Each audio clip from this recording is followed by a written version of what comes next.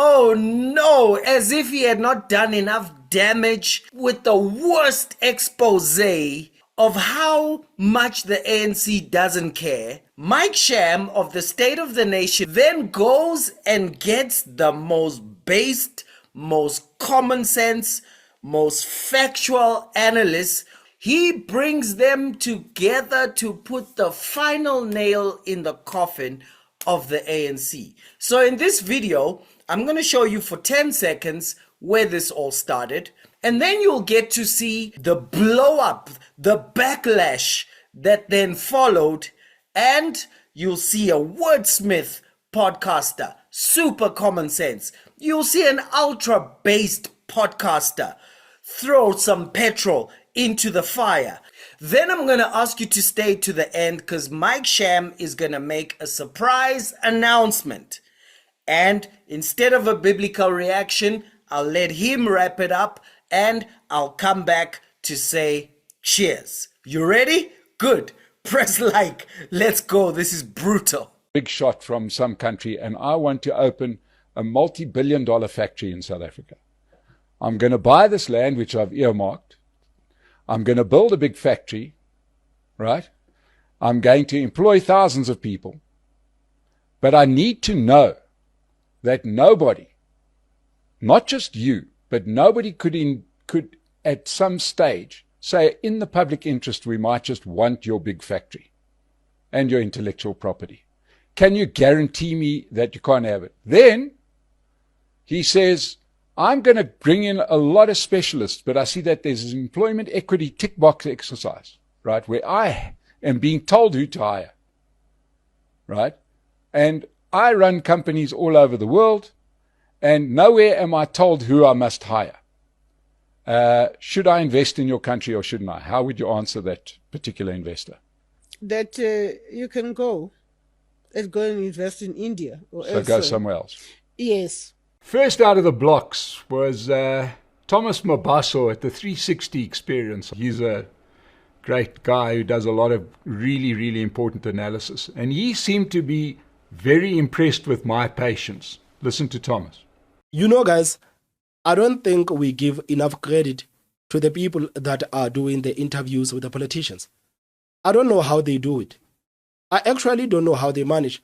I mean, for an example, let's look at Mike Sham. Shout out to Mike Sham, the host of the State of the Nation. I will never have the patience of Mike Sham. I don't know how he's able to sit down with these lying politicians. And I don't know how he's able to control his temper when these people are basically antagonizing him by lying in his face. This is the kind of emotional intelligence that I don't have. I think if I were today to interview politicians, it would be a mess, man. It would be a mess. And you will have the people on the comment sections saying that, no, this is so unprofessional. This is not how you speak with the politicians. And Mike Sham has no chance. And he will say, And you will get furious as someone who is watching from the outside. You would actually get furious. He made some great observations in response to my question about transformation and apartheid. Watch Thomas. Listen to him. He says it better than I do. Issue. Let's talk about transformation. You mentioned employment equity. So what we have at the moment, the biggest problem in South Africa, as far as I can see, when people complain and they say, what are you unhappy about? They're unhappy about the economy, jobs, service delivery. I don't know where people are complaining about transformation. What we have is an economy that's not growing. Right? That's a very conservative view. To say people are not complaining about transformation. Right. People are actually not complaining. People are deserving equal opportunity. And what stops them from getting equal opportunity? Because the apartheid patterns continue to persist. They can never be reversed after only 30 years. So to be able to secure a job. I mean, guys, don't you get furious sometimes when these people are actually asked simple questions and they start to speak about apartheid? They start to speak about apartheid. I mean, as someone who lives in the townships, I don't hear people complaining about transformation. I don't want to lie. I don't hear people complaining about transformation because transformation, it is not as important as actually getting people into jobs. People want jobs. People want to provide for their families. This whole thing of the transformation, this whole thing of equal opportunities, it is just the ANC's way of basically grandstanding on the issues that are not as important than the issues that they need to focus on. These people are doing everything in their power not to have serious conversations about the economy. They are doing everything in their power not to have a serious conversation about this huge problem that we have in this country, that is the unemployment rate. They are talking about the transformation as if putting few people into the positions of power or forcing companies to hire few people into managerial positions, it is actually going to transform the lives of the people of this country. They don't want to talk about the fact that the majority of the people on the ground, they are still unemployed. Majority of the people on the ground, they are hopeless. No, this is not the conversation for the ANC. It is not the conversation for the ANC. And of course, for a political party that has been in charge of this country for the past 30 years, they are blaming apartheid. They are blaming apartheid. It is apartheid. It is apartheid's fault that the ANC basically failed to create a conducive environment and so that businesses can thrive. It is apartheid's fault that today the economy is growing at 0%. It is apartheid's fault, all of these things. It is not the fault of the ANC. The ANC actually has nothing to do with what is happening in the country. This is according to these people. And this is the reason why I would say I would totally lose my mind when these people would actually start to say things that are so infuriating. This said led to the discussion on the budget, which according to Mahlengi, the ANC opposed its own VAT increase. And I must also remind you, it was ANC ministers, when this was first presented in cabinet, who opposed it. Are you joking? I'm not joking. joking. Do you serious? I mean, like, this lady actually expects the whole country to think that the ANC had nothing to do with that budget of the 2 percentage points. And these are kind of things that actually gets under my skin, because we had the president of this country standing in front of the whole nation, live on national television, telling the people of this country why this 2% it is so necessary. You remember Ramaphosa speaking about the government needs to hire doctors, the government's need to pay for the grants, the government's needs to... And these people are saying that no, the president and the ANC, we had nothing to do with that. It was only the treasury. No, it was only the treasury. We had nothing to do with that. They forget that themselves, they have actually defended these VAT hikes. They forget that the president of the party went out and told the people of this country why that 2 percentage point it is needed. But today, the ANC says that no, we didn't want anything to do with the VAT hikes, despite Fikile Mbalula telling South Africans that the DA came with a proposal saying that we must cut 1, 2, 3, 4, 5. But the ANC does not believe in cutting. The DA says cut, but the ANC does not believe in cutting. And today, the same people are telling us that they were never for the VAT hikes.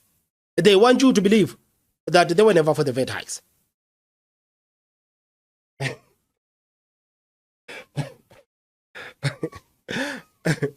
I mean, guys, me, I don't want to lie. I am better off rambling like this. I know that like a lot of people have actually started to say that, Thomas, maybe you need to start sending out those emails to these politicians and start having conversations with these people. But these people will actually make you age fast, man.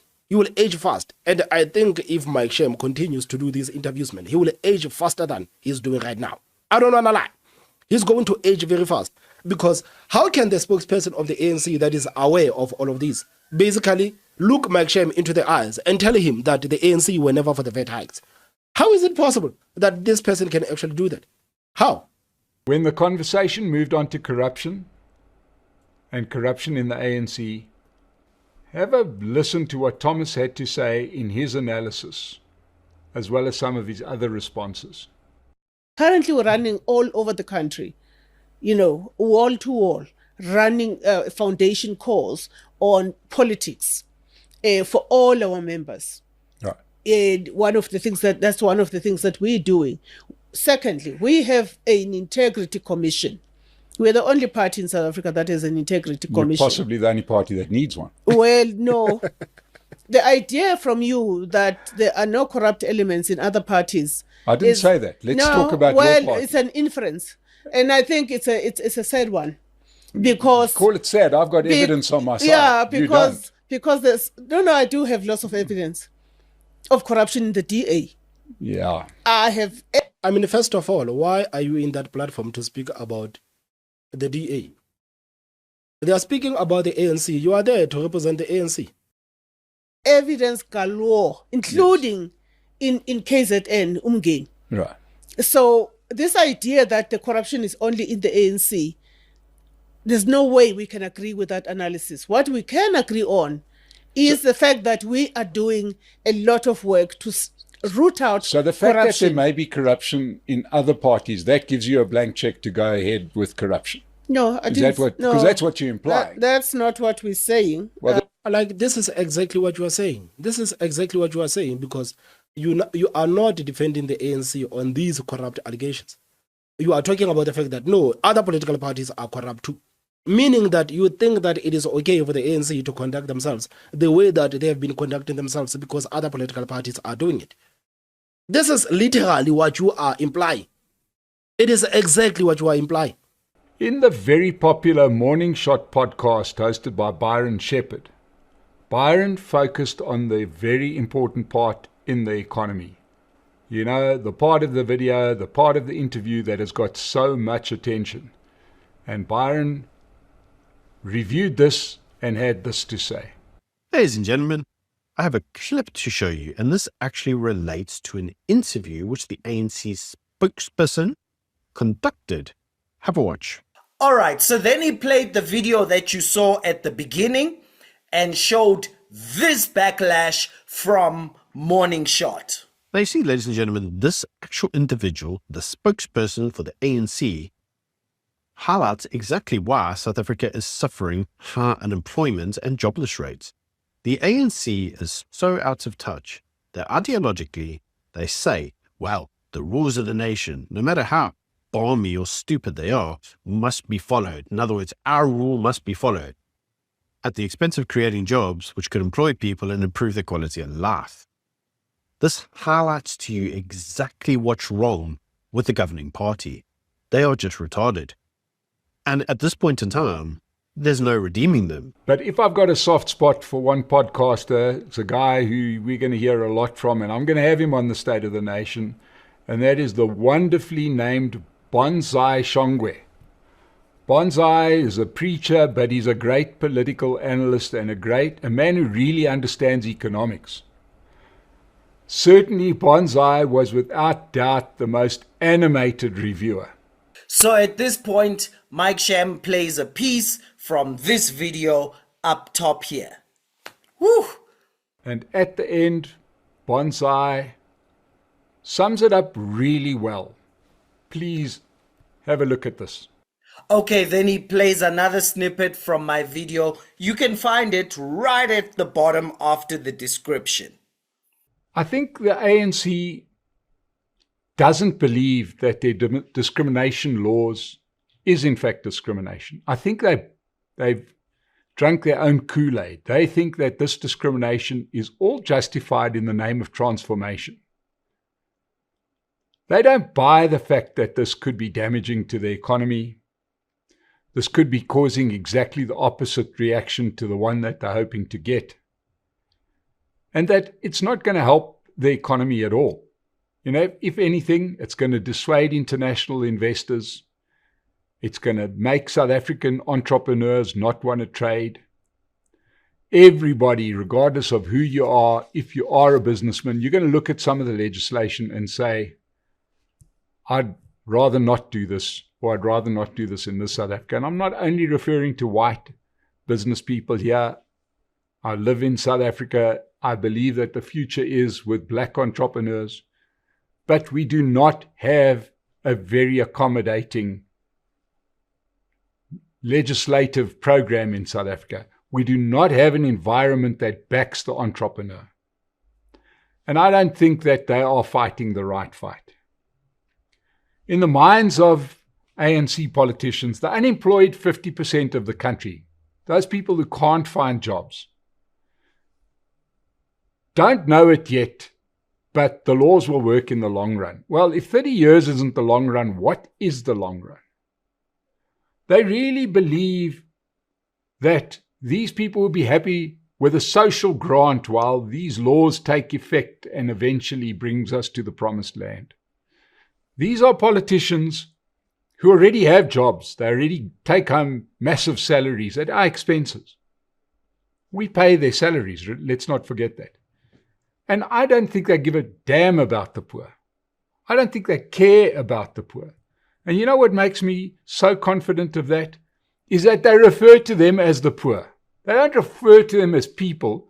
They refer to them as the poor. They might as well call them the beggars or the slaves or, whatever they want to call. It is the most demeaning thing to call a group of people, half your population, the poor, as if they did this on purpose. I don't think that the ANC cares about the poor.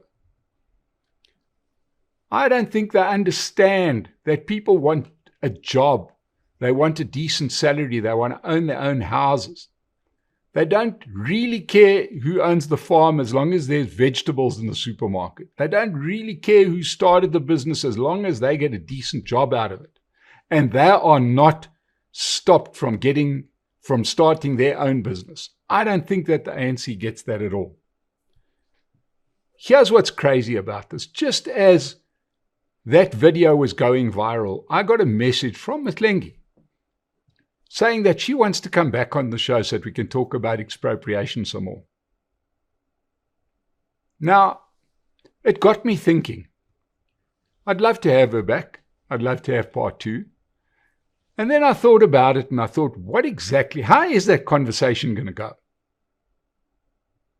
And it suddenly tied in with something else. So Mahlengi is going to come onto the show, and I hope that she does. I really liked her. We may not agree politically, but I really do like her. And she is going to try to explain that I just don't understand the act. She said it on the show. That if she just explains it to me, maybe talks slower, maybe with a different tone of voice, I'm going to say, oh, this is a great idea. That somebody could take property rights away from us, that somebody could take your intellectual property, and she'll explain it so well that I'll agree with it. That some judge will say, no, not a good idea. And it got me thinking that our president, Cyril Ramaphosa, is about to go to the USA to speak to Donald Trump. And you know what? He's going to try and do exactly the same thing. He's going to try and explain to him that an act called the Expropriation Without Compensation Act isn't an expropriation act. And that laws that tell you how many people of which color, which group to employ isn't discriminatory, it's transformation. They're going to try and explain this to people that are quite intelligent, and then they're going to wonder why these people aren't agreeing with them. Well, you can't agree with something that is naturally so ridiculous. Everybody knows that it's ridiculous, and everybody will treat it with that, and the world has changed, and everybody is not going to be silent about this at all. They should thank President Donald Trump for not keeping quiet, because for once somebody hasn't done what the rest of the world would do, which is just keep quiet, say nothing, and just not invest in South Africa. Because at the end of the day, this isn't a business-friendly place, and these aren't business-friendly legislation. This is legislation that is very divisive. Everybody seems to know this, except for the ANC. Woo! That's the worst takedown you can ever witness. So, as always, no man can serve two masters. Either he'll love the one and hate the other, or he'll respect the one and disrespect the other. You cannot serve God and Karl Marx. So, go to the bottom, connect to the Godfather Analyst, Mike Sham, State of the Nation. Go down to the bottom, connect to the wordsmith of South Africa, Thomas Mabaso, a 360 experience. Go down to the bottom, connect to the based Byron of Morning Shot, and let's make history together.